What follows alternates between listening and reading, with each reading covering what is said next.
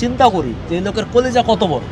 হ্যাঁ, আমাদের দেশের যাদের টাকা আছে এদের পক্ষ থেকে আপনি 10 টাকাও বের করতে পারবেন। পকেট দিয়ে 10 টাকা বের করতে এগো যান বাইরে হয়ে যায়, মানুষের জন্য কিছু করা তো দূরের কথা। সেরকম একটা ভাই বিদেশ বসে টাকা আয় করে মরুভূমির থেকে মক্কা নগরীর এক ভাই যে 10 লাখ টাকা দিছে, এটা তার কতটা কষ্টের টাকা, পরিশ্রমের টাকা, এটা যে দিছে আমি তার প্রতি কৃতজ্ঞতা শেষ নাই। বলে দিচ্ছ তুমি ফাঁসি চাও, একদম তুমি শাস্তি চাও, যেভাবে তোমাকে একটা অত্যাচার করা হয়েছে সেভাবে তাকে অত্যাচার করা হোক।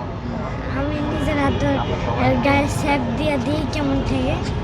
হ্যাঁ, দেখেন ও একটা ভালো কথা বলছে যে আমি নিজের হাতে একটু স্যাক দিয়ে দেখতে পারতাম ও কেমন করে। মানে আমার যদি ভাই সত্যি বলে আমার যদি সামর্থ্য থাকতো, আমার আমি তো যদি এই দেশের হর্তাকর্তা হইতাম, আমি যদি এই দেশের কোনো মন্ত্রী হইতাম, আমি যদি এই দেশের সরকারের কেউ হইতাম, ইভেন আমি যদি ম্যাজিস্ট্রেট হইতাম বা এরকম ক্ষমতা যদি আমার থাকতো, আমি ওর মনের ইচ্ছা পূরণ করতাম। একমাত্র মালিক তো একমাত্র আল্লাহ। আমরা কয়দিন বাঁচবো কে, এটা তো আল্লাহ নির্ধারিত। তবে আমরা চেষ্টা করতে পারি। তবে মোহনার উপরে যে অত্যাচারটা হয়েছে এটা আসলে পৃথিবীর সকল বর্বরতাকে হার মানায়। ওর ওই দৃশ্য দেখার পরে আমি বেশ কয়েক রাত ঘুমাতে পারি। আমি মানসিকভাবে ছটফট করছি। আমার কাছে মনে হয় যে আমরা মানুষ না হইলেও পারতাম। মানুষ কিছু কিছু ক্ষেত্রে পশুর চেয়েও হিংস্র। আপনি দেখবেন যে কোনো কুকুর অন্য কুকুরকে কিন্তু এরকম করে না, এরকম শেখা দেয় না, কোনো পশুকে এভাবে করে না, কিন্তু একজন মানুষ করেছে। এটা আমি মানসিকভাবে মানতে পারি না। তারপরও আমরা ওর পাশে দাঁড়িয়েছি আমাদের যতটুকু সামর্থ্য ছিল তাই নিয়ে। তো সবচেয়ে বড় কথা হচ্ছে কি, আমাদের যে প্রবাসী ভাইয়েরা, ওনাদেরকে আমরা রেমিটেন্স যোদ্ধা বলি, ওনাদেরকে নিয়ে আমরা বড় বড় ডায়লগ দিই। যখন যে সরকার ক্ষমতায় থাকে প্রবাসীদেরকে হেভি ফুলায়, কিন্তু আসলে প্রবাসীদের জন্য তো আমরা তেমন কিছু করতে পারি না। ওনারাই করে, ওনারাই দেশের জন্য অনেক কিছু করে, বাট আমরা ওনাদের জন্য তেমন কিছু করতে পারি না, ইভেন ওনাদের নিরাপত্তাও দিতে পারি। তারপরও এদের মনটা পড়ে থাকে বাংলাদেশে। আমি বিদেশে গেছি, আমি দেখছি যে এক একটা মানুষ রাত দিন 24 ঘন্টা যে কী পরিশ্রমটা করে রোদের মধ্যে বনভূমির বুকে, যে কী কষ্ট করে। সেই কষ্ট করেও এই বউয়ের কি লাগবে, মেয়ের কি লাগবে, মায়ের কি লাগবে, বাপের কি লাগবে, এটা করে থাকে।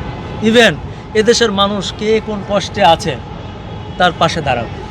10 টাকা 5 টাকা, লাখ লাখ টাকা, যার যতটুকু সামর্থ্য আছে প্রবাসীরা কিন্তু চেষ্টা করে। তো সেরকম এক প্রবাসী ভাই আমার সাথে যোগাযোগ করছে, মোহনার জন্য ভাই কিছু করতে চাই। আমি তাকে সেই করার একটা লাইন কাট করে দিয়েছি। এখন যে সেই যে প্রবাসী ভাই এই যে 10 লাখ টাকা দিছে, আমি খালি চিন্তা করি যে এই লোকের কলিজা কত বড়। হ্যাঁ, আমাদের দেশের যাদের টাকা আছে এদের পক্ষ থেকে আপনি 10 টাকাও বের করতে পারবেন। পকেট দিয়ে 10 টাকা বের করতে এগো যান বাইরে হয়ে যায়, মানুষের জন্য কিছু করা তো দূরের কথা। সেরকম একটা ভাই বিদেশ বসে টাকা আয় করে মরুভূমির থেকে মক্কা নগরীর এক ভাই যে 10 লাখ টাকা দিছে, এটা তার কতটা কষ্টের টাকা, পরিশ্রমের টাকা, এটা যে দিছে আমি তার প্রতি কৃতজ্ঞতা শেষ নাই। আমি শুধু এটুকুই বলবো যে আল্লাহ তাকে উত্তম প্রতিদান দিক। মিজান ভাই, আপনি যেটা করলেন এটার কোনো প্রতিদান আমরা দিতে পারবো না।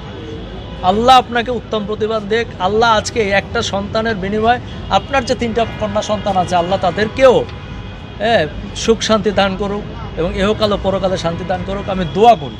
মানে আমার এত আবেগ লাগে এই লোকটার প্রতি যে আরে মানুষ দেখেন, একবার খালি চিন্তা করেন, 2টা মানুষই তো মানুষ। আজকে মিজান ভাইও মানুষ, আর বিমানের সাবেক এমডি হ্যাঁও মানুষ, আর বউও মানুষ।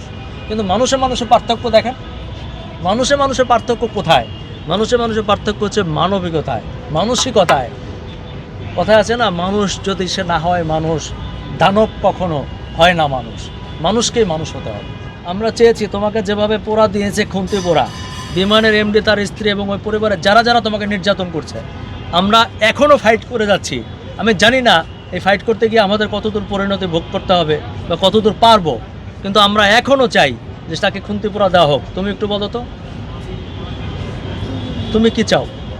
আমি শাস্তি চাই, ফাঁসি চাই, আর শেখছে আমার হাতে শেখ বলে দিচ্ছ তুমি ফাঁসি চাও, একদম তুমি শাস্তি চাও, যেভাবে তোমাকে একটা অত্যাচার করা হয়েছে সেভাবে তাকে অত্যাচার করা হোক।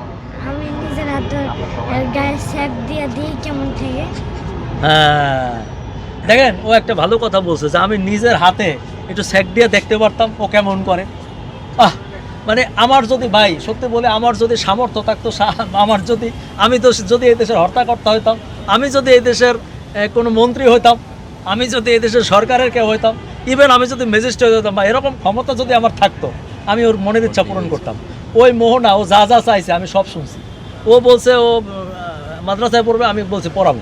ও বলছে চিকিৎসা নেবে, আমি চিকিৎসা করাইছি। এখন ওর একটা ইচ্ছা যে ও বিমানের এমডির বউরে খুনতে পড়া দিবে, কারণ এই ইচ্ছাটা তো আমি পূরণ করতে পারবো না। আমি সরকারের কাছে দাবি জানাই যে সরকারে যারা আছেন, বিচারে যারা আছেন, যারা বিচারকরা আছেন, তারা অন্তত মোহনার এই ইচ্ছাটা যদি কোনোভাবে পূরণ করা যায়, হয়তো খুন্তি পড়া দিতে পারবে না, বাট আপনারা যদি শাস্তিটা দিতে পারেন, তাহলে আমরা মনে করবো যে মোহনার মনের একটা ইচ্ছা পূরণ করলেন। এবং মোহনা, আমরা জানি না এটা সম্ভব কিনা, তবে আমি যদি ক্ষমতায় থাকতাম, আমার যদি কোনো ক্ষমতা থাকতো, হ্যাঁ, আমি যাই পুরা দিয়ে আসতাম, এতে কোনো সন্দেহ নাই। কিন্তু আল্লাহ আমাকে অত বড় বানায় নাই, অত সামর্থ্য আমার নাই।